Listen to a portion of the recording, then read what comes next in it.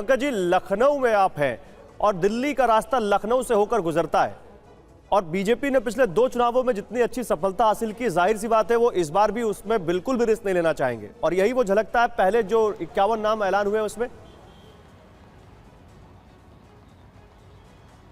जी हाँ, बिल्कुल। जो हम अभी बात हो रही थी ना कि कुछ सरप्राइजेज हो सकते हैं, हाँ। पहली लिस्ट में जो देखा हमने उसमें कोई ऐसे सरप्राइजेज नहीं है जिसके बारे में चर्चा हो रही थी कि बदलाव भी हो सकता है। हारी हुई सीटों पर देखिए, जैसे मैं कह रहा था कि अंबेडकर नगर, रितेश पांडे बीएसपी के सांसद थे, उनको भाजपा में लाया गया है, उनको वहां से टिकट दे दिया गया। श्रावस्ती से आपने अभी सुना कि साकेत मिश्रा को, ये हारी हुई सीटों का मैं जिक्र कर रहा हूं। उसी तरीके से 5-6 ऐसी सीटों के बारे में आज अनाउंसमेंट किया गया है। हारी हुई सीटों पर तो उम्मीदवार बदले गए हैं, संभल से लेकर अगर आप देखें नगीना तक, लेकिन जो दूसरी सीटें हैं जहां मैं चर्चा कर रहा था वहां सब पुराने चेहरों को रिपीट किया गया है, भले ही उनकी उम्र हो गई। सबसे ज़्यादा जो देखा गया है वो विनिंग फैक्टर, कि वो जीत सकते हैं और यही सबसे बड़ा पैमाना है। और इसीलिए बीजेपी का चूंकि मिशन 75 वो कह रहे हैं और मुझे लगता है कि जिताऊ उम्मीदवार ही उनका फोकस रहा बीजेपी का, कम से कम पहली लिस्ट तो इसी बात की तरफ इशारा करते हैं। और ये जो 29 बचे हैं उसमें लग रहा है कि कुछ विवादित भी होंगे, कुछ चर्चित भी होंगे और वहां नाम काटते वक्त बीजेपी को थोड़ी सी मुश्किल भी होगी। जी हाँ, बिल्कुल। उसमें कई तरह की बातें हैं, जैसा हम लोग चर्चा कर रहे हैं कि ब्रजभूषण शरण सिंह की बात हो रही है, रीता बहुगुणा जोशी की हो रही है, बलिया को लेकर मामला फंसा हुआ है। कुछ सीटों पर कहा जा रहा है कि 1-2 राज्यसभा सांसदों को वहां से चुनाव लड़ाया जा सकता है। तो हो सकता है कि आगे जो लिस्ट आए उसमें सरप्राइजेज हों, कि ये चौंकाने वाले नाम जिनकी हम बार बार चर्चा कर रहे हैं। बिल्कुल, आप रही हमारे साथ अकु श्रीवास्तव, वरिष्ठ पत्रकार हमारे साथ जुड़ चुके हैं और अकु जी तो छोटी छोटी पार्टियों पे एक किताब भी लिख चुके हैं। अकु जी, मुझे ये बताइए, ये जो आज की लिस्ट है, ये क्या आपको इसमें मैसेज आपको दिख रहा है बीजेपी की तरफ से? 400 पार वाला मैसेज है इस लिस्ट में? देखिए, 400 पार वाला मैसेज इसमें मत देखने की कोशिश कीजिए। मैं पहले भी कह चुका हूं अच्छा। कि ये जो 370 भारतीय जनता पार्टी ने अपना रखा है करने के लिए, ये तो एक क्वाइन किया गया, क्योंकि धारा 370 थी। अगर वो धारा अनुच्छेद 365 होता है, 375 होता तो वो हो जाता, लेकिन ये तय है कि वो 350 के आसपास घुमाने की कोशिश की गई है भारतीय जनता पार्टी को। अब वो कितना हो पाता है, नहीं हो पाता है, ये देखना हो। सबसे बड़ी बात ये है कि उन्होंने उन जगहों पर जहां खुद कमजोर थे वहां पर छोटे दलों को आगे करके उन सीट को समर्पित कर दिया है। बागपत की सीट का उदाहरण लिए, सतपाल सिंह का तो पत्ता कट ही गया है। क्यों? क्योंकि वो जो लोग कम अंतर से जीते थे, जिनका जीतना पक्का नहीं था, जिनका परफॉर्मेंस बहुत अच्छा नहीं था, जीतना अच्छा मतलब जो कम अंतर से जीते थे और परफॉर्मेंस अच्छा नहीं था। गौतम गंभीर का जीते थे 4.5 लाख से ज्यादा वोटों से, लेकिन परफॉर्मेंस अच्छा नहीं था। रमेश भदौड़ी को हटाया इसलिए क्या कि उनकी इमेज ऐसी थी जो पार्टी को खराब कर रही थी। उनका इस्तेमाल किया जाएगा, ऐसा नहीं कि उनको किनारे कर दिया जाएगा, कुछ ना कुछ इस्तेमाल होगा उनका, लेकिन उनको एक अलग तरीके से एक मैसेजिंग भी दी गई है कि अगर इस तरीके से गलत बात होगी तो नहीं, ऐसा हम बर्दाश्त करेंगे।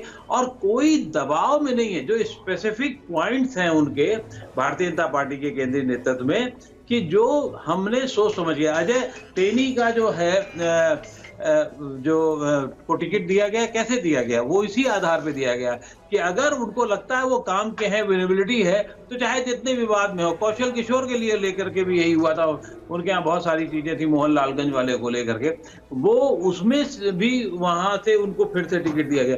तो जो विजिबिलिटी है, चाहे वो उसका पुराना अंतर और मतलब जो कम सीट अंतर से जीते थे, उनको भी बहुत सोचा समझा गया है।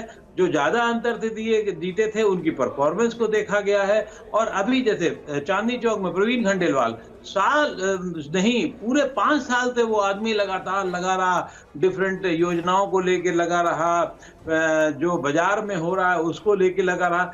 किसी को बहुत ज्यादा यकीन नहीं था कि प्रवीण खंडेलवाल आ जाएंगे, लेकिन नया चेहरा, व्यापारी के साथ में बड़ा उसका बैकअप है। और पार्टी जिसको पुराना जो माना जाता था कि जिनके लिए पार्टी है, जिनका काम करती है, उस तरह के एक चेहरे को उतारा है। बांसुरी एक इमोशनल चेहरे को लेकर के हुई। ये सबको पता था कि मीनाक्षी लेखी का टिकट कटेगा, तो उसकी जगह ये भी एक आभास होने लगा था। हम लोगों ने खुद लिखा और बोला भी आप लोगों के साथ में कि वो आ सकती हैं। बांसुरी बिल्कुल युवा चेहरा है। फोकस देखिए, फोकस ये है कि कोई पार्टी इस तरीके से, वो भी 195, देश के इतिहास में पहली लिस्ट अगर आती 195 लोगों की लोकसभा की, यानी कि लगभग 40% से ज्यादा, 40% के आसपास, वो आप बहुत स्पष्ट तौर पे घोषित करें तो इसका मतलब पूरी सोची समझी रणनीति के तहत काम किया गया है, एक एक सीट पर सोच समझ के काम किया गया है।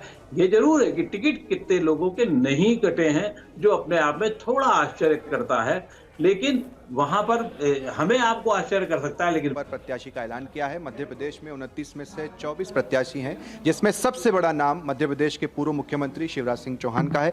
सर, सबसे पहले तो बहुत सारी बधाई आपको। धन्यवाद आपको। 5 बार आप सांसद विदिशा से रहे हैं, क्या पहली प्रतिक्रिया सर? पहले भी विदिशा से 5 बार सांसद रह के जनता की सेवा करने का विनम्र प्रयास किया है।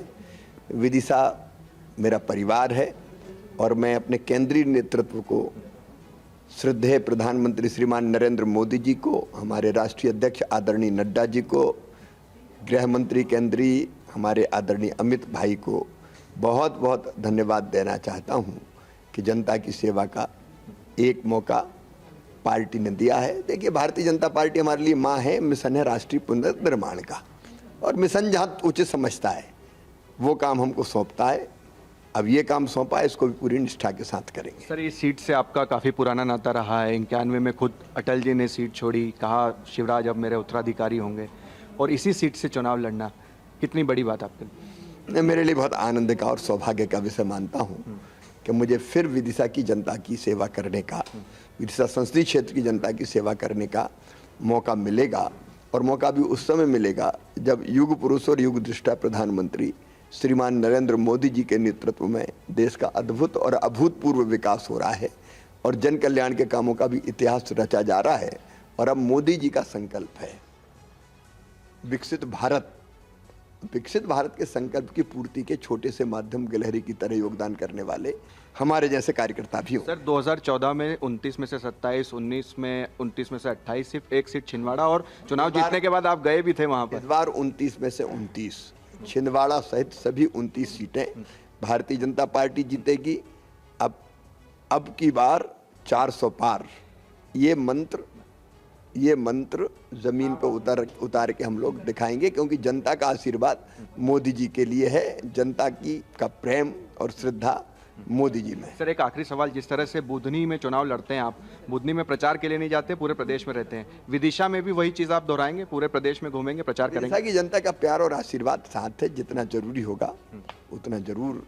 एक बार, कई वर्षों से मैं नहीं गया, क्योंकि 20 साल नहीं गया, तो मैं एक बार जाऊंगा जरूर। कब और कैसे पार्टी तय करेगी।